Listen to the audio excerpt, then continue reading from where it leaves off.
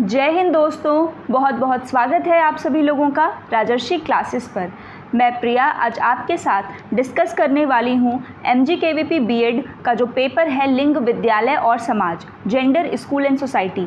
ये इसका जो है जितना भी आज तक पेपर में पूछा गया है शॉर्ट आंसर टाइप क्वेश्चन, उसका ये आपका थर्ड पार्ट रहने वाला है। मैराथन सीरीज़ का थर्ड वीडियो रहने वाला है। इसमें अभी तक हमने जितना फर्स्ट में और सेकेंड में कवर कर लिया है, उसके बाद जितने भी पेपर में क्वेश्चन बचे हैं उसको हम इस थर्ड वीडियो में कंप्लीट कर लेंगे। इसके साथ ही अगर आपने अभी तक लॉन्ग वीडियोस को नहीं देखा है तो उसको चैनल से जाकर के आप देख सकते हैं। उसकी लिंक मैं कमेंट में दे दूंगी। चारों जो आपके पेपर हैं बीएड फोर्थ सेमेस्टर के, उसकी लिंक आपको कमेंट में मिल जाएगी। वहाँ से आपको जो भी जिस भी टॉपिक में प्रॉब्लम है आप वहाँ से देखकर उसको क्लियर कर सकते हैं। तो चलिए हम शुरू करते हैं वीडियो की। लेकिन उसके पहले अगर आपने अभी तक चैनल को सब्सक्राइब नहीं किया है तो सब्सक्राइब कर लीजिए और इसके साथ ही बेल आइकन प्रेस करके वीडियो को लाइक कर दीजिए। तो हमने प्रीवियस वीडियो में लास्ट क्वेश्चन यहीं पर एंड किया था कि विद्यालय में लड़कियों के नामांकन में ग्रामीण शहरी विभेद क्या होता है। हमने इसको समझा भी था, तो आज हम इसके आगे से समझेंगे। क्लियर है? तो इस विभेद में हमने देखा था कि किस प्रकार से भेदभाव है, तो हमने इसको जो है डेटा के साथ जो है जोड़ करके आपको बताया था कि गाँव में जो आपकी औरतें हैं, जो एडल्ट फीमेल लिटरेसी रेट है वो तकरीबन 38.4 है, जबकि शहर की महिलाएं जो हैं तकरीबन 76.9। मान लीजिए 77% महिलाएं वहाँ की क्या हैं, शिक्षित हैं। और अगर मेल की बात करें तो मेल जो गांव में रहने वाले हैं वो 74% हैं और शहर में रहने वाले 88.3% हैं। इसके साथ हमने एक निष्कर्ष भी दिया था कि नामांकन में जो विभेद है इसके कई रीज़न हैं कि जो शहर और गांव में होने वाले डिफरेंसेस है उसके पीछे कई कारण हैं। अब आज का जो हमारा प्रश्न है वो है पाठ्य पुस्तकों में निहित जेंडर पूर्वाग्रहों को लिखें। मतलब कि जो आपका टेक्स्ट बुक है, जो आप टेक्स्ट बुक पढ़ते आए हैं, जो आज तक पढ़ी है आपने, उनमें कहाँ कहाँ आपको जेंडर पूर्वाग्रह दिखता है। जेंडर पूर्वाग्रह दैट मीन्स, इसको अगर पूर्वाग्रह को हम इंग्लिश में कहते हैं तो इसको हम कहते हैं प्रेजुडाइज। तो पहले इस टर्म को समझते हैं कि पूर्वाग्रह का आशय क्या होता है, मतलब व्हाट इज़ प्रेजुडाइज। तो पूर्वाग्रह को सिंपल शब्दों में कहें तो ये एक प्रकार की अभिवृत्ति होती है, एक प्रकार का एटीट्यूड होता है। ये पॉजिटिव भी हो सकता है और निगेटिव भी हो सकता है, लेकिन सामान्यतः हम इसको निगेटिव से ज़्यादा देखते हैं, क्योंकि किसी चीज़ के प्रति जो हमारा पूर्वाग्रह होता है वो नकारात्मक अभिवृत्ति में ज़्यादा दिखाई पड़ता है। पूर्वाग्रह वो नकारात्मक अभिवृत्ति होती है जो किसी कार्य को देखने में या पहले से ही सोची गई चीज़ों को देखकर बता देता है। जैसे कि आपने सोच लिया कि लड़कियां बहुत कमज़ोर होती हैं, तो आपने किसी लड़की को देखा और आपने उसको सामान्यीकृत कर दिया कि ये लड़की है इसीलिए कमज़ोर है। आपने उसकी काबिलियत कुछ नहीं देखी, क्योंकि ये आपने पहले से ही एक नकारात्मक अभिवृत्ति अपने मन में बैठा ली थी कि लड़कियां कमज़ोर वर्ग होती हैं या महिलाएं कमज़ोर होती हैं। तो आपको बाज़ार समाज में हर जगह दिखी हुई वो महिला आपको कैसी नज़र आती है, कमज़ोर। क्यों? क्योंकि वो आपने पहले से ही क्या कर लिया है, पूर्वाग्रह। और जब यही पूर्वाग्रह मेल और फीमेल, जो मैंने अभी जैसे महिला का एग्जाम्पल दिया, तो ये पूर्वाग्रह जेंडर पूर्वाग्रह के अंतर्गत आएगा, जहाँ हम मेल या फीमेल के कार्यों में या इन चीज़ों में क्या करते हैं, विभेद करने की कोशिश करते हैं। अब बात आई है पाठ्य पुस्तकों की। तो पाठ्य पुस्तक हमारे लिए कितनी इम्पॉर्टेंट हैं। तो यूनेस्को ने कहा है कि text book must integrate right based approach. UNESCO जो आपका है, यूनाइटेड नेशन का एक अंग है यूनेस्को, जिसका फुल फॉर्म है United Nation Educational Scientific and Cultural organisation.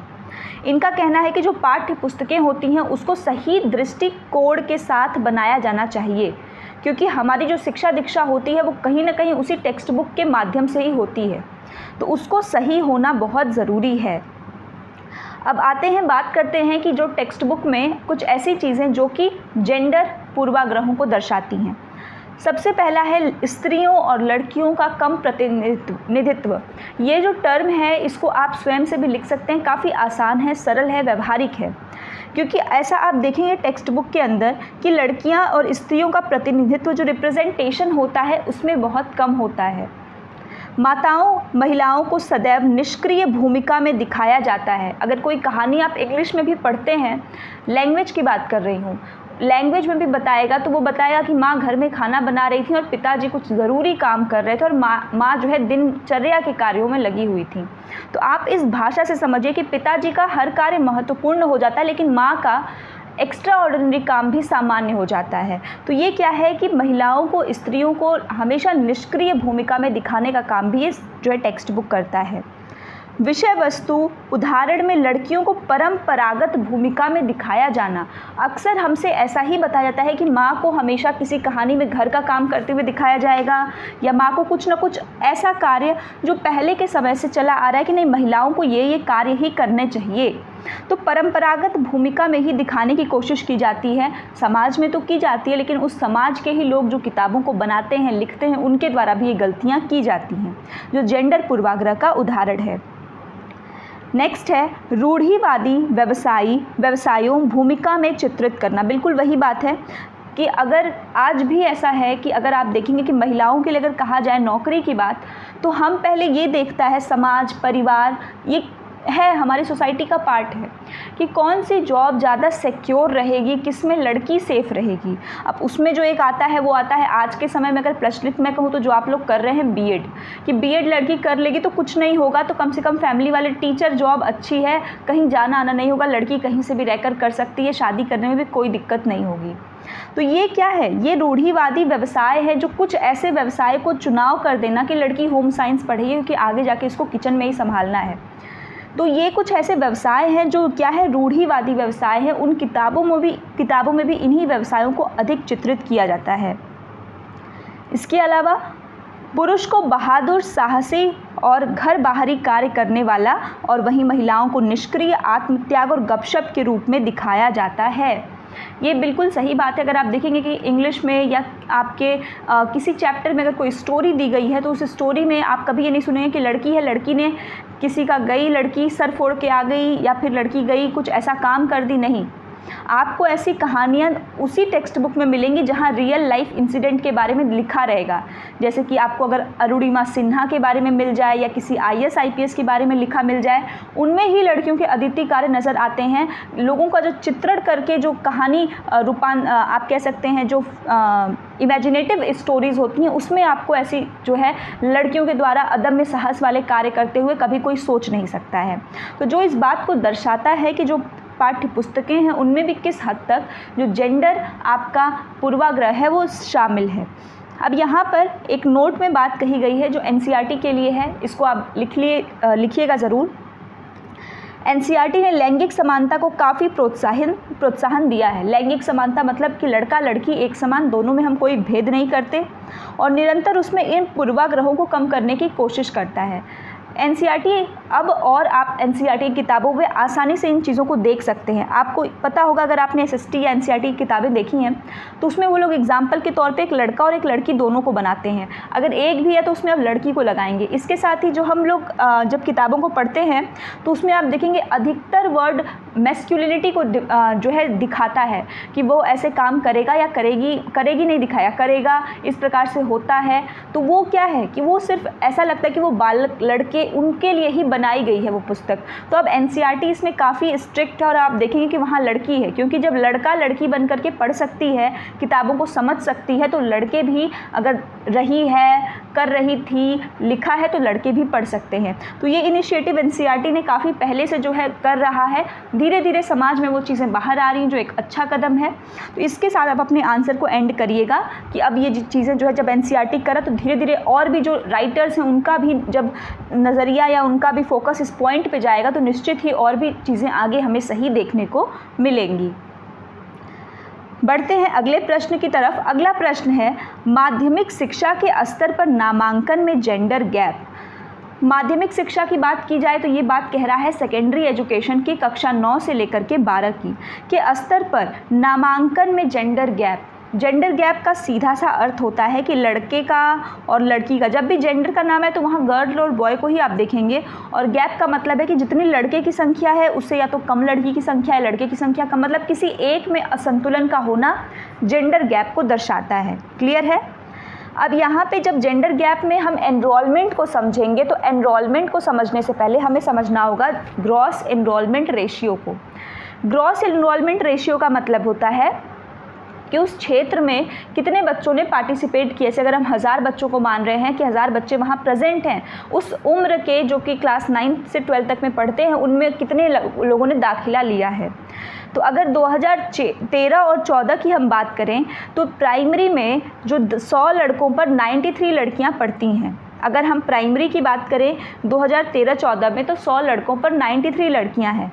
Middle पर बात करें तो आपका 100 लड़कों पर 95 हैं। वहीं अगर सेकेंडरी की बात करें तो 100 लड़कों पर 90 लड़कियां हैं। आप देख रहे हैं कि सेकेंडरी में जेंडर गैप हमको देखने को मिल रहा है कि 90 लड़कियां हैं, मतलब अगर 100 लड़के हैं तो 90 लड़कियां, ठीक। 200 लड़के हुए तो 80 लड़कियां। तो ये आपका क्या है कि जेंडर गैप को क्या करता है, शो करता है। तो हमें इसी चीज़ को इसमें बताना है। तो इसमें देखिए माध्यमिक शिक्षा में इस चीज़ को आपको दिखाना है, ठीक है। तो ये आप पहले तो इसको आप नोट डाउन ज़रूर कर लीजिएगा कि अगर जैसे 100 लड़के हैं तो 93 लड़कियां उसमें क्या कर रही हैं, उनके साथ आती हैं पढ़ने उस क्षेत्र में। तो वैसे अगर 200 हो जाएगा तो उसके अकॉर्डिंग हम इसको कैलकुलेट करके, लेकिन 100 पे ही लिखिए तो ठीक है, ठीक। तो सेकेंडरी की बात करें तो सेकेंडरी का जैसे आप जितना लें, 1000 लेंगे तो आप 1000 के अकॉर्डिंग काउंट कर लीजिए। 200 है तो आपका 180 हो जाएगा। इसी तरह 1000 के लिए आप काउंट कर लीजिए। अब ड्रॉप आउट रेट, पहला हमने ग्रॉस इनरोलमेंट रेशियो देखा, अब दूसरा ड्रॉप आउट रेट देखेंगे। ड्रॉप आउट रेट का मतलब ये होता है कि कितने बच्चों ने विद्यालय छोड़ा। माध्यमिक शिक्षा में एक बहुत बड़ी समस्या है जो अपव्यय और अवरोधन की समस्या देखी जाती है, और उसी अपव्यय अवरोधन में आता है drop out rate. Drop out, drop का मतलब होता है छोड़ देना, विद्यालय छोड़ देना, न आना, ये जो समस्या है। तो माध्यमिक की बात करें, ये आपकी report education ministry government of India की है, जो ये मैं फैक्ट लेकर आई हूँ। फैक्ट काफ़ी लंबा चौड़ा था, बट हमें जिससे मतलब है वो मैं आपको बता रही हूँ। ये माध्यमिक के लिए कक्षा 1 से 10 तक का है, 9-10 का डाटा है और 10-11 का डाटा है, ठीक। गर्ल्स और बॉयज़ के बारे में, बॉयज़ जो हैं अगर हम बात करें तो 53.38% जो बच्चे हैं बॉयज़, वो उन्होंने माध्यमिक में पढ़ा, और वहीं गर्ल्स कितनी थी, 51.90। ये क्लास 1 से लेकर 10 तक का है। अगर आप 9th 10th 11th 12 देखेंगे तो ये रेशियो और कम हो जाएगा। इसके अलावा 2010 के उसमें जो है 50% लड़कों ने पढ़ाई करी थी और 47% लड़कियां थीं। देखिए यहाँ पर ये और भी नीचे होते जा रहा है। तो इसी घटती हुई लड़कियों की स्थिति को देख करके सरकार ने बहुत सारे प्रोग्राम और एक्शन सरकार time to time girls education को प्रमोट करने के लिए, उनको सशक्त बनाने के लिए लेकर के आती है। तो ये जो चीज़ें हैं ये क्या दर्शा रही हैं, ये दर्शा रही हैं जेंडर गैपिंग को। किसको, जेंडर गैपिंग को, कि माध्यमिक शिक्षा पर प्राइमरी तक तो बच्चियाँ पढ़ने आती हैं विद्यालय में, लेकिन माध्यमिक होते ही कोई ना कोई कारण, या तो परिवार वाले नहीं उनको पढ़ने देते हैं, या आर्थिक स्थिति घर की अच्छी नहीं होती है, घर संभालना पड़ता है, तमाम समस्याएं जिनकी वजह से उनको उस विद्यालय से क्या कर दिया जाता है, निकाल दिया जाता है। और जिसके कारण जो हमारा एजुकेशन सिस्टम है उसमें इम्बैलेंस देखने को मिलता है, जेंडर गैप देखने को मिलता है। जेंडर गैप सबसे ज़्यादा अगर कहीं है तो वो माध्यमिक में है। माध्यमिक जिसमें प्रश्न पूछा है, 49.3% जेंडर गैप कहाँ पर है, माध्यमिक में है, ड्रॉप आउट रेट के साथ, ठीक है। मतलब सबसे ज़्यादा जो जेंडर गैप है ड्रॉप आउट रेट के साथ माध्यमिक में है, और वहीं प्राइमरी में कितना है, 27% और मिडिल में 40.6% है। लेकिन सबसे ज़्यादा कहाँ है, 9th 10th 11th 12th, मतलब यहाँ पर लड़कियों की संख्या जाते जाते बहुत कम हो जाती है, जो कि कितनी है, 49.3%। क्लियर है। देखिए ऐसे क्वेश्चन को करने के दो तरीके हैं, या तो फिर आप इसमें कहानी लिखिए या तो फिर आप डेटा के साथ लिखिए। इसमें आप चाहें तो जो डेटा मैंने लिखा है इसको आप अपने वर्ड्स में भी लिख सकते हैं, वो भी बेस्ट है। तो यहाँ पर चूँकि मैं टू द पॉइंट लिखती हूँ, तो यहाँ पर आप अगर एग्ज़ाम में ऐसे भी लिख कर आएंगे तो एग्जामिनर को समझ में आए, इसे मैंने हाईलाइट कर दिया है, आप भी कर सकते हैं। एग्जामिनर को पढ़ने आता है, वो पढ़ के समझ जाएगा। और अगर आपको ये डेटा नहीं आते तब आप कहानी ही लिखेंगे, पर इतना समझिए कि अगर किसी ने डेटा के साथ लिखा है तो उसका आंसर ज़्यादा अप्रोप्रिएट है। क्लियर है। तो आप डेटा और आपका उसी के साथ आप वर्ड को लिखते हैं तो वो ज़्यादा बेटर पड़ेगा। आप इसके साथ लिख सकते हैं कि भाई आपको इस डेटा में क्या क्या चीज़ें नज़र आ रही हैं। मुक्त विद्यालयी व्यवस्था बालिका शिक्षा को कैसे बढ़ावा देती है। मुक्त विद्यालयी व्यवस्था की बात करें तो ये बात कह रहे हैं किसकी, ओपन स्कूलिंग एजुकेशन सिस्टम। ठीक, तो कैसे जो आपका गर्ल एजुकेशन है, कैसे गर्ल एजुकेशन को प्रमोट करता है आपका ओपन स्कूलिंग, क्वेश्चन यही है। अब यहाँ पर हम सबसे पहले बात करेंगे कि जो हमारा शिक्षा का अधिकार है वो हमारा एक मौलिक अधिकार है। लैंगिक असमानता, स्वच्छता की कमी, अन्य कारणों से लड़कियाँ विद्यालय नहीं जाती हैं। देखिए यहाँ पर अभी कह रहा है कि जो शिक्षा का अधिकार है वो एक मौलिक अधिकार है, लेकिन लड़कियां विद्यालय क्यों नहीं जाती हैं उसके पीछे का कुछ कारण बता रहा है, जैसे लैंगिक असमानता, स्वच्छता, हेल्थ और हाइजीन का सही न होना और अन्य कारणों से वो विद्यालय नहीं जाती हैं। भेदभाव मुक्त स्कूल व्यवस्था होने से निश्चित ही नामांकन बढ़ेगा और बालिका शिक्षा की दर में बढ़ोतरी भी होगी।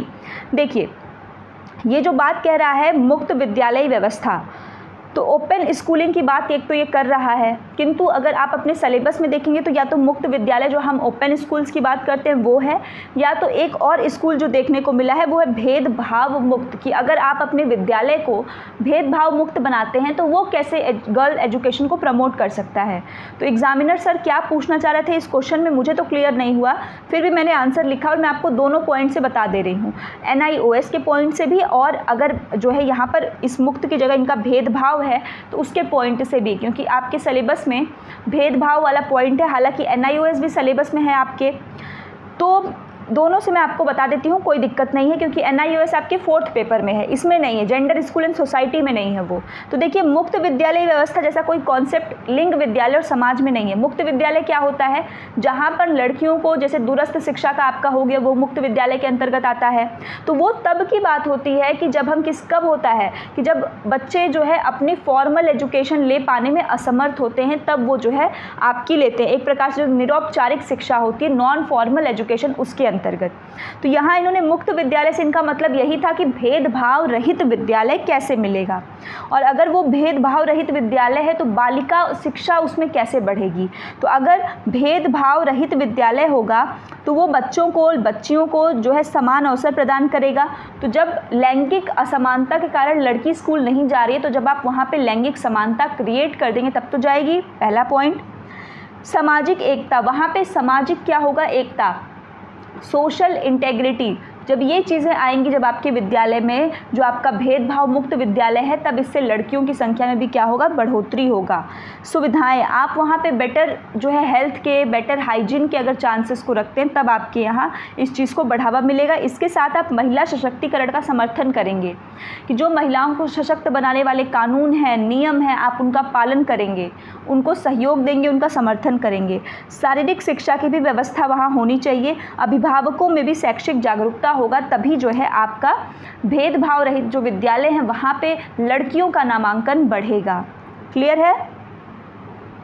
तो देखिए ऐसे क्वेश्चन में ना एक बार आप इंग्लिश वर्जन भी इसका देख लीजिएगा। यहाँ तो ओपन ही लिखा था, बट पेपर में कभी कभी होता है हिंदी में ना वो लोग ट्रांसलेट करने की कोशिश करते हैं, तो शब्द थोड़े इधर उधर होते हैं, तो इंग्लिश वाला देख लीजिएगा, ठीक है। अगर ओपन स्कूल लिखा रहेगा तब जो NIOS मैंने आप जो चौथा पेपर पढ़ेंगे हिस्ट्री ऑफ इंडियन एजुकेशन, उसमें बताया है, पूरी वीडियो है, और जो मैंने अभी आपको बताया NIOS वही होता है, उतना भी लिख देंगे तो भी काफ़ी है। लेकिन यहाँ पर जो है ये आपका डिस्क्रिमिनेशन फ्री इन्वायरमेंट की बात कर रहा है कि स्कूल में कैसे प्रोवाइड करें तो उससे गर्ल्स एजुकेशन प्रमोट हो, ठीक है। नेक्स्ट है भारत की जनगणना। भारत की जनगणना 2011 के अनुसार इन्होंने पूछा था भाई चाइल्ड सेक्स रेशियो कितना है और एडल्ट सेक्स रेशियो कितना है, शिशु लिंगानुपात और वयस्क लिंगानुपात। अब ये फैक्चुअल क्वेश्चन है, जिसने नहीं पढ़ा होगा उसको नहीं आएगा, कितना ही तुक्का मार ले। तो शिशु लिंगानुपात 919 है। 0 मतलब जब बच्चा पैदा होता है, 0 तो वैसे कोई साल नहीं होता, इन्फेंसी जो बोलते हैं, मतलब जन्म से 6 वर्ष तक की आयु जो बच्चे हैं उनका सेक्स रेशियो है 919। मतलब अगर 1000 बच्चे पैदा हो रहे हैं तो 919 बच्चे उसमें सही जिंदा मतलब अच्छे से बच जाते हैं, ठीक। तो चाइल्ड सेक्स रेशियो कितना है आपका 919। एडल्ट सेक्स रेशियो कितना है 943 महिलाएं हैं। यहाँ पर 1000 पुरुषों में कितनी है 943 महिलाएं, ठीक। तो देखिए अगर एडल्ट बोलेगा मतलब वही आपका जो हम लोग पढ़ते हैं 943, पहले ये 2011 की आपका सेंसस है, 2001 में कितना था वो आप पता करके बताएंगे 2001 में कितना था, और 2011 में उससे बढ़ा है या घटा है, तो बढ़ा है, पहले इससे थोड़ा कम था, ठीक। शिशु लिंगानुपात 919 है, ये याद रखेंगे आप। लिंगानुपात क्या होता है, किसी समाज में पुरुषों और महिलाओं के बीच की संख्या का अनुपात ही लिंगानुपात कहलाता है। विद्यालय में छिपे हुए पाठ्यक्रम व्यवहार, मतलब कि hidden curriculum practice at school. Hidden curriculum क्या होता है, हिडन करिकुलम, हिडन का मतलब होता है छुपा, छुपा हो रहा। जैसे बचपन में हम लोग हाइड एंड सीक खेलते थे ना, लुका छुपी या जो भी कहते हैं, तो हाइड एंड सीक में क्या करते थे हम लोग, छिपते थे और आने वाला सामने वाला पकड़ता था। तो सेम ऐसे ही जो आपके छिपे हुए पाठ्यक्रम है वो डायरेक्टली आपके सिलेबस में, करिकुलम में जो कंटेंट आपको मिलता है वो रहता नहीं है, लेकिन उस कंटेंट के सीखने के दौरान आपके अंदर उन कुछ व्यवहारों में परिवर्तन होता है, कुछ चीज़ें आप बिना करिकुलम के भी सीख जाते हैं, वही चीज़ें होती हैं आपकी हिडन करिकुलम। क्लियर? जैसे संगठनात्मक व्यवस्था अर्थात लिंग के अनुसार कक्षा कक्ष में बैठने की व्यवस्था। तो विद्यालय में छिपे हुए पाठ्यक्रम व्यवहार में जब आप जाते हैं तो आपका कहीं ऐसा क्लास तो चलता नहीं कि क्लास में आपको सीधे बैठना है और अपने से मतलब रखना है, इधर सिर करके बैठना है। वो तो आप जाते हैं दूसरे का देख देख के सीख जाते हैं। That is also the part of your curriculum. Curriculum भी कई प्रकार के होते हैं, तो वो हिडन करिकुलम के अंतर्गत। दूसरा, विभिन्न कार्यों एवं श्रम का लैंगिक विभाजन। अभी देखिए जो हिडन करिकुलम प्रैक्टिस है, इसमें हम लोग जिसकी बात कर रहे हैं वो हम लोग भेदभाव की बात कर रहे हैं कि कैसे। ये भी आपका प्रश्न आया हुआ है पेपर में, रिपीटेड क्वेश्चन है कि हिडन करिकुलम कैसे भेदभाव को प्रमोट करता है, ये भी प्रश्न है। और जैसे ये पूछा है कि विद्यालय में छिपे हुए पाठ्यक्रम व्यवहार, तो जो व्यवहार होते हैं उसके थ्रू क्या होता है, उसके थ्रू भी यहाँ पर जो आपका जेंडर डिस्क्रिमिनेशन है वो करा जाता है। वो किस प्रकार करा जाता है वही यहाँ मैं आपको बता रही हूँ। विभिन्न कार्यों एवं श्रम का लैंगिक विभाजन होता है। दंड पुरस्कार के अलग अलग विधान, लड़की है तो उसको जो है उठक बैठक करवा लेंगे, लड़का है तो मुर्गा बनवाएंगे। तो अलग अलग दंड विधान है। ये भी क्या है आपका, ये भी आपके जो है लैंगिक असमानता को शो करता है हिडन करिकुलम के अंतर्गत। क्योंकि कहीं सिलेबस में नहीं लिखा है कि नहीं आपको दंड देना ही देना है। अलग अलग समूहों में बांटना, लड़कों का अलग समूह, लड़कियों का अलग समूह। इसके साथ ही ग्रेथन का कहना है वास्तव में छिपी पाठ्यचर्या विद्यालय में संचालित पाठ्यचर्या के प्रकार में से ही एक है। जो करिकुलम स्कूल में चलता है उन्हीं में से एक है आपका हिडन करिकुलम। फ़र्क इतना है कि ये करिकुलम कहीं रिटन रूप में आपको लिखित रूप में नहीं मिलेगा। ठीक। पुत्र मोह परिवार से सीखा जाता है। पुत्र मोह को वरीयता देने वाले 2 व्यवहार बताने हैं। हम 2 क्या, हम तो 5 बताएंगे भाई। ठीक। देखिए ये तो आपने भी महसूस किया ही होगा, नहीं किया है तो अच्छी बात है, करना चाहिए था। पुत्र मोह व्यवहार परिवार में सीखा जाता है। ये जो पुत्र मोह होता क्या है, किसी एक खास जो है जेंडर की तरफ जो आकर्षण होता है। अब यहाँ दे ही दिया है पुत्र मोह तो हम मेल कह ही देंगे कि भाई जो मेल जेंडर है उसके तरफ बहुत ज़्यादा झुकाव होना, उनको ज़्यादा स्नेह दिखाना, उनको ज़्यादा घी खिलाना, सिंपल सी भाषा में कहें तो। यहाँ हम इसकी शुरुआत करेंगे एक श्लोक के माध्यम से। यत्र नार्यस्तु पूज्यन्ते रमन्ते तत्र देवता। आपने श्लोक ज़रूर सुना होगा कि भाई जहाँ पर नारी की पूजा होती है देवता का वास भी वहीं होता है। सुना है? बहुत अच्छी बात है कि आपने सुना है। और ये स्लोगन आप महिला शिक्षा, चूँकि आपके इस पेपर में भर भर के है और जेंडर डिस्क्रिमिनेशन की बात हर जगह है, तो ये जो श्लोक है ये श्लोक आपके लिए मल्टी पर्पस का काम करेगा। किसी भी आंसर में आप इसको जो है इम्प्लाई कर सकते हैं, रख सकते हैं। काफ़ी अच्छा श्लोक है, ईजी श्लोक है। सबसे पहला, धार्मिक या सांस्कृतिक परंपरा में हम देखते हैं कि पुत्र मोह हमको क्लियरली दिखाई दे जाता है। ऐसा क्यों होता है धार्मिक या सांस्कृतिक परंपरा में? क्योंकि हमारे जो हिंदू धर्म है, जो भारतीय संस्कृति है, वहाँ पर ये चीज़ है। और ये सिर्फ हिंदू धर्म में ही नहीं है, क्योंकि अगर सिर्फ हिंदू धर्म में होता तो सिर्फ यहाँ पर लड़कियों को जो है कम वरीयता दी जाती, बाकी सभी धर्मों में नहीं, मतलब लड़कियाँ बहुत अच्छे पदों पे होती, लेकिन ऐसा है नहीं।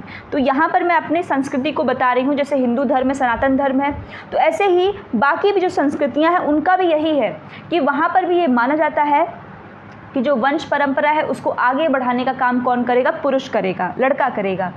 यदि माता पिता की मृत्यु हो जाती है तो जो अंतिम संस्कार, दाह संस्कार है, उसको भी करने का काम पुत्र करता है। तो ये व्यवहारिक चीज़ें जो हमें देखने को मिलती हैं उसमें हमारा कोई योगदान नहीं है, ना हमें कोई उसमें आपका अधिकार दिया जाता है। लड़कों को मानव पूंजी के रूप में देखकर अच्छी व उच्च शिक्षा देना, ऐसा होता है।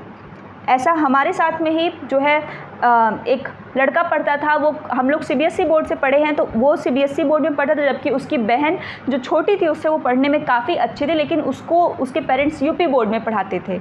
मानसिकता ये नहीं है कि वो लड़की यूपी बोर्ड में ख़राब पढ़ाई होती है, लेकिन यहाँ पर वो पेरेंट्स की मानसिकता है कि या तो आप दोनों को एक जैसे स्कूल में पढ़ाओगे तो दोनों को अलग अलग।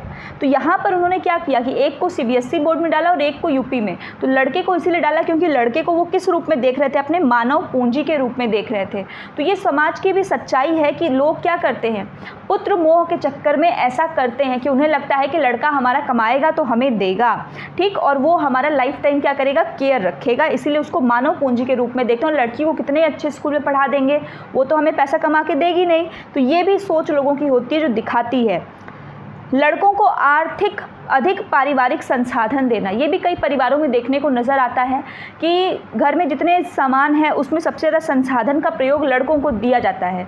कोई अगर सामान चाहिए तो वो पहले लड़के की जब पूर्ति हो जाएगी उसके बाद बचेगा तब लड़की की पूर्ति की जाएगी, जो पूरी तरीके से गलत बात है। गृह कार्य में लड़कों का कम योगदान, गृह कार्य में लड़कों का काफ़ी कम योगदान होता है। अब तो धीरे धीरे समाज सोसाइटी में भाई ये प्रचलन है, तो धीरे धीरे अब खुद लड़के भी अपना काम स्वयं से करेंगे क्योंकि उनको भी समझ में आ रहा है भाई कि इस तरह से नहीं चलने वाला है। तो गृह कार्य में लड़कों का कम योगदान ये दर्शाता है कि पुत्र मोह अधिक है। तो ये इसमें आप अपने से भी पॉइंट ऐड कर सकते हैं, ये व्यवहारिक है और इसमें और भी अपने से आप चाहें तो अपने से कुछ और पॉइंट्स को इसमें लिख सकते हैं।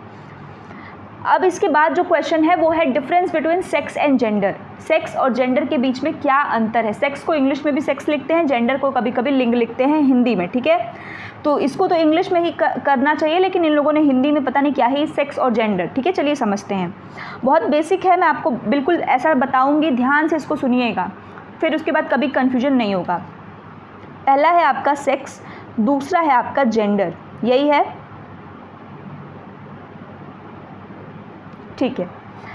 सेक्स एक बायोलॉजिकल कंस्ट्रक्शन होता है। क्या होता है? जैविक संरचना, बायोलॉजिकल कंस्ट्रक्शन। इस पर किसी का वो नहीं होता है कि लड़की होगा कि लड़का होगा, ठीक। ये बायोलॉजिकल जो बताता है कि लड़की है कि लड़का, मेल है कि फीमेल। जबकि जेंडर को किसने बनाया? जेंडर एक सामाजिक और सांस्कृतिक संरचना है। इसमें हम बात अगर करें तो इसमें मतलब हम लड़का लड़की को देखते हैं, जबकि इसमें हम किसको देखेंगे? इसमें हम पुल्लिंग और स्त्रीलिंग, जिसको हम मैस्कुलिन और फेमिनिन जेंडर, जो हमने ग्रामर में पढ़ा था, उसको पढ़ते हैं कि मैस्कुलिन के क्या क्या गुण होते हैं, फेमिनिन के क्या क्या होते हैं, कैसे उनको बिहेव करना चाहिए, ये हमको जेंडर सिखाता है। आपका पूरा पेपर ही है जेंडर के ऊपर। क्यों? क्योंकि जेंडर से ही इस समाज में जितनी कुरीतियाँ बैठी हुई हैं वो इसी जेंडर के रूप में है कि जेंडर को सोच समझकर बनाया गया है कि ताकि एक वर्ग को क्या करा जा सके, नीचे रखा जा सके। तो जेंडर हमेशा एक सोशल और आपका कल्चरल कंस्ट्रक्शन होता है। इसमें मैस्कुलिन और फेमिनिन की हम बात करते हैं। इसमें किसी का एटीट्यूड होता है, किसी का दृष्टिकोण होता है, जो पहले से चला आ रहा है उसको दूसरों के ऊपर लाकर थोप दिया जाता है और उसको उसी सांचे में ढालने की कोशिश की जाती है। जबकि इसका संबंध आपके किससे है? हेरिडिटी से होता है, आपके अनुवांशिकी, इस पर किसी का वश नहीं चलेगा। जबकि ये आपके इन्वायरमेंट को डिनोट करता है, आपके पर्यावरण को। अगर आप अमेरिका में पैदा होते तो आप ऐसे नहीं होते, अगर आप इंडिया में पैदा हैं तो आप ऐसे हैं। तो ये किसका फ़र्क है? ये जेंडर का फ़र्क है, सेक्स का नहीं। अगर लड़की हैं तो आप अमेरिका में पैदा होंगे तब भी आप लड़की ही रहेंगी, लड़के नहीं हो जाएंगी, ठीक है। तो ये सेक्स है और ये जेंडर है। इसके अलावा जो मैंने हेरिडिटी और इन्वायरमेंट वाली बात कही, तो हमने एक नेचर वर्सेस नर्चर का कॉन्फ्लिक्ट होता है। किसका कॉन्फ्लिक्ट होता है? प्रकृति बनाम पोषण, नेचर वर्सेस नर्चर कॉन्फ्लिक्ट होता है। नेचर का मतलब हमेशा हेरिडिटी से होता है, नर्चर इन्वायरमेंट से होता है। तो नेचर जो आपका हेरिडिटी है वो सेक्स को दिखाता है कि जो बदला नहीं जा सकता, जबकि जो नर्चर है ये प्रकृति, पालन पोषण किस प्रकार से हो रहा है, ये जेंडर को दर्शाता है, जो कि बदला जा सकता है। तभी तो मैं कह रही हूँ कि अगर आप विदेश छोड़िए, आप भारत के अगर किसी राज्य में हैं, आप कश्मीर में पैदा होते तो आपका जेंडर रोल कुछ और होता, आप तमिलनाडु में होते तो हो सकता है कुछ और होता। तो ये जेंडर को दर्शाता है, ठीक। अब यही चीज़ें मैंने यहाँ पर लिखी हैं जो आपको पढ़ना है। जैविक संरचना है, ये सामाजिक सांस्कृतिक रूप से निर्मित है। लड़का लड़की वर्गीकरण ये सेक्स कहलाएगा। मैस्कुलिन और फेमिनिन ये जेंडर। अलग अलग समाज में एक जैसा, मैंने कहा ना कि आप कहीं भी पैदा होंगे, लड़के हैं तो लड़के ही रहेंगे, लड़की हैं तो लड़की ही रहेंगे, ठीक। हाँ, आजकल ये भी है कि कई विदेशों में अगर आपको पता है तो वहाँ पर लोग अपने जेंडर को भी सेक्स को भी चेंज करवाने लगे हैं। तो भारत में तो अभी नहीं है, और मान के चलिए अगले 30-40 सालों तक ऐसा कुछ होने वाला नहीं है, क्योंकि हमारा देश थोड़ा आध्यात्मिकता में ज़्यादा लीन है। तो ये ठीक भी है भाई, जैसा भगवान ने दिया है वैसा ही सही है। लेकिन भारत में भी आपको एक आध दो लोग ऐसे दिखेंगे जिनको लगता है, तो वो लोग चेंज करवाए हुए हैं। आपको नहीं विश्वास है तो आप जाके गूगल पे जाकर देख सकते हैं। तो लेकिन इतना ये प्रचलन में नहीं है, तो अभी हम इसको ऐसे ही मानेंगे नॉर्मल, ठीक है, एक्सेप्शनल केसेस को नहीं लेंगे। तो और ये क्या है कि अलग अलग समाज में अलग अलग सोच, अलग अलग दृष्टिकोण है, तो जेंडर अलग अलग होता है। इसमें हम सेक्स की अगर बात करते तो इसमें हमारे इंटरनल ऑर्गन्स, क्रोमोसोम्स, ये सारी चीज़ें इन्वॉल्व होती हैं। जबकि अगर आप जेंडर की बात करेंगे तो यहाँ आपके वैल्यूज़, जो मूल्य होते हैं, एटीट्यूड होता है, व्यवहार होता है, ये मायने रखता है। नेचर द्वारा निर्धारित और ये नर्चर द्वारा निर्धारित होता है। This is all about the difference between the sex and gender. Clear. ग्रामीण पर्यायवास से आप क्या समझते हैं? हमने शहरी पर्यायवास को प्रीवियस वीडियो में समझा था कि नगर या शहर किसको कहा। तो ग्रामीण से क्या मतलब है, अब ये देखते हैं। तो रेडफील्ड ने कहा है, गांव का तात्पर्य किसी विशेष स्थानीय क्षेत्र से नहीं होता। गांव का तात्पर्य किसी एक स्पेसिफिक एरिया से नहीं होता है, बल्कि गांव एक जीवन विधि है, वे ऑफ लाइफ। गांव क्या है? एक वे ऑफ लाइफ है। ये किसने कहा? ये कहा है रेडफील्ड ने, कि गांव क्या है? एक वे ऑफ लाइफ है।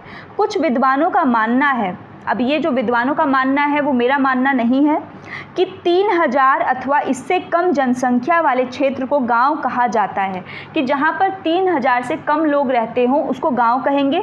लेकिन ये पूरी तरीके से सही नहीं है। भारत को हम गांव का भी देश कहते हैं, आपको पता होना चाहिए। गांव की क्या विशेषता है, इसको समझेंगे तो ग्रामीण पर्यायवास को आप आसानी से समझ सकते हैं। कम जनसंख्या घनत्व, जो पॉपुलेशन डेंसिटी होती है वो कम होती है। अधिकांश क्षेत्र जो यहाँ होते हैं वो वनाच्छादित होते हैं। इसका अर्थ है कि पूरा फॉरेस्ट से कवर्ड होते हैं। छोटी बस्तियाँ यहाँ पर होती हैं, बहुत बड़े बड़े, जैसे आपको दिखेंगे अगर आप शहरों में देखेंगे तो बहुत बड़े बड़े बिल्डिंग्स, कॉम्प्लेक्सेस होते हैं। गांव में ऐसी चीज़ें आपको नहीं दिखाई देती हैं, क्योंकि गांव के लोगों को अपना नेचुरल जंगल पसंद है, कंक्रीट का जंगल नहीं पसंद है। प्राथमिक संबंध होते हैं, जबकि शहर में तो अब द्वितीयक से भी मुझे लग रहा है तृतीयक संबंध हो गया है, क्योंकि अभी तो ऐसा है कि हमें अपने पड़ोसी का नाम और पड़ोसी का कुछ पता ही नहीं होता है। तो द्वितीयक प्राथमिक संबंध मतलब सबके साथ सबका जो मिलनसार, और द्वितीयक मतलब सेकेंडरी, और अब तो मुझे लग रहा है टर्शियरी में जाना पड़ेगा संबंधों में, अगर हम शहर की बात करेंगे तो। ठीक। तो विशेषताएं ये हैं जो आपके गांव को बताती हैं, और ये विशेषताओं के आधार पे आप खुद की भी, स्वयं की भी एक डेफिनेशन दे सकते हैं। बट वहाँ पे अपना नाम मत लिखिएगा, एग्जाम में एक गलती मत करिएगा। आप एक कंक्लूजन में या स्टार्टिंग में इन विशेषताओं का प्रयोग करके आप एक बना सकते हैं। जैसे मैं आपको एग्जाम्पल बता देती हूँ कि गांव जो है, भारत को हम गांव का देश भी कहते हैं। गांव हम इस प्रकार से परिभाषित कर सकते हैं जहां पर कि संबंधों में प्राथमिकताएं होती हैं, जहां जनसंख्या घनत्व कम होता है, वहां का अधिकतर क्षेत्र जो है वो वनाच्छादित होता है, और वहां छोटी छोटी बस्तियां होती हैं। क्लियर। तो इस प्रकार से अगर विशेषताएं आपको याद हैं तो आप इससे भी एक जो है डेफिनेशन, इनकेस अगर आपको नहीं याद है तो आपको लिख सकते हैं। लेकिन हाँ, रेडफील्ड की मैंने यहाँ बताई है, शॉर्ट क्वेश्चन में जितने भी प्रश्न हैं, एक एक डेफिनेशन तो मिनिमम आपको याद होनी चाहिए। जो भी शिक्षाविद हैं, जो लोग समाजशास्त्री जो भी हैं बताए हैं जिन्होंने, वो आपको याद होना चाहिए। ठीक। क्योंकि एक जो डेफिनेशन देंगे वो आपके मार्क्स को उठाने का काम करेगा। समुदाय को परिभाषित कीजिए। समुदाय जो है, देखिए डेविस का कहना है, समुदाय सबसे छोटा ऐसा क्षेत्रीय समूह जो रीजनल लेवल पे होता है, उसमें सबसे छोटी इकाई समुदाय होती है, जिसके अंतर्गत सामाजिक जीवन के समस्त पहलू आ जाते हैं। किसने कहा है इसको? तो इसने डेविस ने कहा है। ऑकबर्न और निमकॉफ, इनका नाम आपने सुना होगा, बहुत ये प्रचलित समाजशास्त्री हैं। किसी सीमित क्षेत्र के अंतर्गत सामाजिक जीवन के संपूर्ण संगठन को समुदाय कहते हैं। क्या कहा इन्होंने? किसी सीमित क्षेत्र के अंतर्गत सामाजिक जीवन के संपूर्ण संगठन को समुदाय समझा जा सकता है। Definition given by Ogburn and Nimkoff. किसके द्वारा दिया गया है? ऑकबर्न और निमकॉफ के द्वारा। अब समुदाय की कुछ विशेषताओं को देख लेते हैं। तो विशेषताओं में अगर हम देखें तो एक मुख्य विशेषताएं बताई गई हैं और एक गौड़ विशेषताएं बताई गई हैं। मुख्य में क्या है कि समुदाय का अपना एक निश्चित भौगोलिक क्षेत्र होता है, क्योंकि उस क्षेत्र का जो रीजनल क्षेत्र है उसी का तो सबसे छोटी इकाई होगी, और इसमें व्यक्तियों का समूह होता है। और सेकेंडरी कैरेक्टरिस्टिक्स गौड़ विशेषताएं क्या होती हैं कि इसका खुद का धीरे धीरे विकास होता रहता है समय के साथ, इसका एक अपना नाम होता है। ऐसा नहीं कि आज आपने समुदाय बना लिया कल खत्म हो जाएगा। अस्थायित्व की भावना होती है, मूर्तता होती है, वो दिखाई देती है। ठीक है, नेक्स्ट है आपका पाठचर्या के प्रकार। आज ये आपका लास्ट शॉर्ट आंसर क्वेश्चन का वीडियो रहेगा। इससे पहले हमने 2 वीडियो बनाए हुए हैं, ये आपका आखिरी है। तो इसका मतलब है कि 2022 से जितने भी प्रश्न आपसे पूछे गए थे 2022 में, 2021 का और 20 में तो मान लीजिए आपका कोविड का वो था, 19 का, 18 का और 17 के भी अगर पेपर यहाँ पर, तो ये जितने भी क्वेश्चन हैं इन सब के क्वेश्चन हमने यहाँ पर जो है डिस्कस कर लिया है। आज ये आपका लास्ट वीडियो होने वाला है। तो अगर आप एग्ज़ाम के पॉइंट ऑफ व्यू से देख रहे हैं तो 1, 2 और 3 तीनों वीडियो को जाने से पहले ज़रूर एक बार देखें, तो इससे आपको एग्ज़ाम में काफ़ी हेल्प होगा। अब देखिए पाठचर्या के प्रकार, टाइप्स ऑफ करिकुलम। करिकुलम क्या होता है पहले तो आपको ये समझना होगा, उसके बाद इसके टाइप्स को समझेंगे। तो करिकुलम हमेशा याद रखिएगा, जब भी हम बात करते हैं तो curriculum in and out of the class दोनों होता है। आउट मतलब कक्षा के बाहर भी और कक्षा के अंदर भी। बहुत सारे लोगों को होता है कि करिकुलम तो वो है जो क्लासरूम के अंदर हम पढ़ते हैं। जी नहीं, वो सिलेबस होता है। सिलेबस में और करिकुलम में अंतर होता है। सिलेबस एक स्पेसिफिक कंटेंट का होता है, सब्जेक्ट का होता है, जबकि करिकुलम आपके पूरे, जैसे आप बीएड कर रहे हैं तो पूरे बीएड का करिकुलम होगा, और जब आप जैसे एक पेपर पढ़ रहे हैं तो इस पेपर का ये सिलेबस होगा। ठीक है, इसके साथ जब हम करिकुलम की बात करते हैं तो करिकुलम कक्षा के भीतर जो आप पढ़ते हैं वो भी है, कक्षा के बाहर जो आप करते हैं वो भी है। क्या करते हैं भाई, अब वो देखिए, बीएड के ही अंतर्गत अगर आप लोग कर रहे हैं, इसी की भाषा में मैं कहूँ तो आपने बहुत सारी एक्टिविटीज़ करी होंगी, इसमें बहुत सारे प्रैक्टिकल्स किए होंगे, आपने स्काउट गाइड इसके अंतर्गत किया होगा, योगा किया होगा, टूर पे गए होंगे, बहुत सारी फाइल बनाई होंगी और भी बहुत सारी एक्स्ट्रा करिकुलर एक्टिविटीज़ की होंगी। तो वो सारी किसका पार्ट है, आपके करिकुलम का पार्ट है। ऐसे ही जब बच्चों के लेवल पे हम करिकुलम को क्रिएट करते हैं तो क्लासरूम के अंदर के लिए भी और बाहर के लिए भी, दोनों के लिए, ताकि बच्चे का क्या हो, होलिस्टिक डेवलपमेंट हो, इसको इंश्योर करने के लिए बनाते हैं। तो इसीलिए करिकुलम जो है कई टाइप के होते हैं। यहाँ तो मैंने जितने भी 7-8 लिखे हैं, इसके अलावा भी करिकुलम के टाइप होते हैं। अब यहाँ मैंने जैसे लिखा है, ये जो कितने हैं, 8, ये 8 करिकुलम अभी आपको याद हो जाएगा। चलिए, सबसे पहला है कोर करिकुलम। अच्छा, अब इसमें हिंदी और इंग्लिश मत करिएगा, क्योंकि कोर है ना, तो ये हिंदी में भी आप लिखेंगे तो आप ऐसे ही लिखेंगे, कोर करिकुलम या कोर पाठचर्या। कोर रिलेटेड है तो सहसंबंध पाठचर्या। चाइल्ड सेंटर्ड है तो आपका बाल केंद्रित पाठचर्या। क्रैश है तो क्रैश ही लिखेंगे। टीचर सेंटर्ड है तो शिक्षक केंद्रित। एक्टिविटी बेस्ड है तो क्रिया केंद्रित। सब्जेक्ट सेंटर्ड है तो आपका विषय केंद्रित। एनरिच्ड करिकुलम है तो उसको आप एनरिच्ड ही लिखेंगे। ठीक है, तो इसमें हिंदी और इंग्लिश जैसा कोई चीज़ नहीं है। चलिए, सबसे पहले आपको याद रखना है कोर करिकुलम। कोर करिकुलम सबसे इम्पॉर्टेंट होता है। क्या होता है कोर करिकुलम का कॉन्सेप्ट किसने दिया था, कोठारी आयोग ने दिया था। कोर करिकुलम, कोरिलेटेड और चाइल्ड सेंटर क्रैश, ये 4 सी तो आपको पहले याद रखना है करिकुलम में। सी से करिकुलम है और सी से ही आप उसके टाइप को लिखना शुरू करेंगे। साथ में बोलिए क्या क्या है, core curriculum, correlated curriculum, child centred curriculum और क्रैश करिकुलम। 4 से मिला आपको। अब इसमें आपको याद नहीं करना कि शुरुआत कहाँ से, क्योंकि जब आप पढ़ के आ रहे हैं, आप करिकुलम ही तो पढ़ रहे हैं, तो इस करिकुलम की स्टार्टिंग किससे हो रही है, इसी सी से हो रही है। तो इसी सी से 4 सी निकालेंगे आप। कोरिलेटेड, जैसे भी आगे पीछे हो कोई दिक्कत नहीं है। Correlated, core curriculum, child centred और क्रैश को करिकुलम। ठीक है, तो correlated, core, child, crash. Clear. अब बच्चा जहाँ आएगा चाइल्ड सेंटर्ड की बात करेंगे, और बच्चा क्या हो गया, चाइल्ड सेंटर्ड होने के बाद क्रैश भी कर गया। प्लेन क्रैश होता है तो क्रैश हो गया। तो जब शिक्षा में अगर आप नीचे गिरेंगे तो आपको उठाने का काम कौन करेगा, शिक्षक। तो इसके बाद आपको याद आना चाहिए कि भाई टीचर सेंटर्ड करिकुलम भी होना चाहिए। तो टीचर सेंटर्ड होगा तो फिर पता लगता है कि नहीं, टीचर सेंटर्ड में तो भाई शिक्षक क्या हो जा रहा है, एकदम ऑटोक्रेटिक हो जा रहे हैं, अपने हिसाब से पढ़ा रहे हैं। तो यहाँ फिर एक्टिविटी आएगा, एक्टिविटी बेस्ड, सब्जेक्ट बेस्ड। तो ये जितने बेस्ड वाले हैं इनको एक साथ करिए, एक्टिविटी बेस्ड, सेंटर बेस्ड, और लास्ट में एनरिच्ड करिकुलम। एनरिच्ड करिकुलम का हम प्रयोग किन तरह के बच्चों के लिए करते हैं, एनरिच्ड करिकुलम का प्रयोग हम किस तरह के बच्चों के प्रयोग में करते हैं? तो ये करते हैं हम गिफ्टेड चाइल्ड के लिए। ये आप सबने पढ़ा भी होगा, गिफ्टेड चाइल्ड के लिए हम इसका प्रयोग करते हैं। इस तथ्य को याद रखेंगे, ठीक। अब इसमें देखिए सबसे बेहतरीन तरीके से बच्चा किस करिकुलम के द्वारा सीखेगा, तो वो एक्टिविटी बेस्ड है। कोर करिकुलम जो आपके नॉर्मल रहता है, कोरिलेशन के द्वारा भी सीख सकता है। चाइल्ड सेंटर्ड है तो अच्छी बात है, बट एक्टिविटी से वो लर्निंग बाय डूइंग कर पाता है, तो ये काफ़ी उसके लिए बेहतरीन है। तो क्या क्या टाइप्स हुए, साथ में बोलिए। 4C कोर करिकुलम, फिर CO, फिर CO correlated curriculum, crash curriculum, child centred, teacher centred, activity centred, subject centred, enriched curriculum. Easy. तो ये पाठचर्या के प्रकार हैं जो आपके लिए बहुत महत्वपूर्ण हैं। अब है केवल एक लिंग हेतु विद्यालय की 2 कमियां। जो सिंगल सेक्स स्कूल होता है, सिंगल चाइल्ड जो आपका एकल विद्यालय का प्रावधान होता है, मतलब कि सिर्फ उसमें लड़की पढ़ेगी या सिर्फ उसमें लड़का पढ़ेगा, इसकी 2 कमियां बतानी है आपको। तो कमियां तो काफ़ी आसान होती हैं, क्योंकि सबसे पहला क्लोज्ड इन्वायरमेंट, बच्चे आपस में बातचीत नहीं कर पाते हैं, तो ये एक बंद वातावरण के जैसा होता है।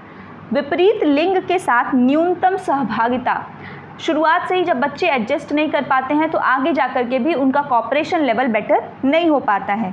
इससे लैंगिक असमानता को भी बढ़ावा मिलता है, सामंजस्य बनाना कठिन होता है और विपरीत लिंग के प्रति सामाजिकरण का भी अभाव और भविष्य में आत्मसात होने की समस्या। ये काफ़ी ईजी क्वेश्चन है, क्योंकि ये तो आप खुद से भी लिख लेंगे कि भाई सिंगल सेक्स स्कूल, इसमें हमने कोएड का भी पढ़ा है कि कोएड के गुण क्या हैं, विशेषताएँ क्या हैं, सिंगल का भी हमने देखा है। तो ये सारी तो आपको प्रॉब्लम आपको खुद भी इसमें समझ में आता होगा। तो ये टोटल हमने शॉर्ट में 39 क्वेश्चंस हमने कवर किया है।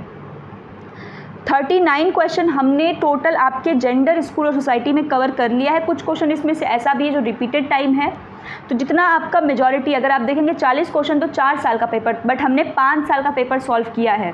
5 साल का ये आपका पेपर था जो पूरा के पूरा हमने सॉल्व कर लिया है शॉर्ट। तो ये एग्ज़ाम से पहले आप ज़रूर देख के जाएंगे, आपको काफ़ी हेल्प करेगा। इसके अलावा जो लॉन्ग है, लॉन्ग को भी ज़रूर देखें, और जो भी आपके डाउट है इसमें, अगर कोई प्रॉब्लम समस्या है तो कमेंट सेक्शन ऑन है, हमें ज़रूर बताएं। इसके साथ क्लास कैसी लगी तो उसको भी हमें ज़रूर बताएं। इसके अलावा अगर कोई और समस्या है, और इसके साथ ही एक बात और कि बाकी जो आपके 3 पेपर बचे हैं, वो तीनों पेपर की भी प्लेलिस्ट और मैराथन आपको इस चैनल के वीडियो में चैनल पे मिल जाएगा, जिसका लिंक मैं कमेंट या डिस्क्रिप्शन में जो है पिन कर दूंगी, आप वहां से देख सकते हैं। अगर बीएड 4th सेमेस्टर के जो अन्य पेपर हैं, अगर उसमें भी आपको शॉर्ट करने में कोई समस्या आ रही है तो ठीक। तो चलिए अभी के लिए इतना ही रखते हैं, मिलते हैं अगली वीडियो में एक नए कंटेंट के साथ। तब तक अपना रखें ख्याल और रहें स्वस्थ और पढ़ते रहिए। जय हिंद।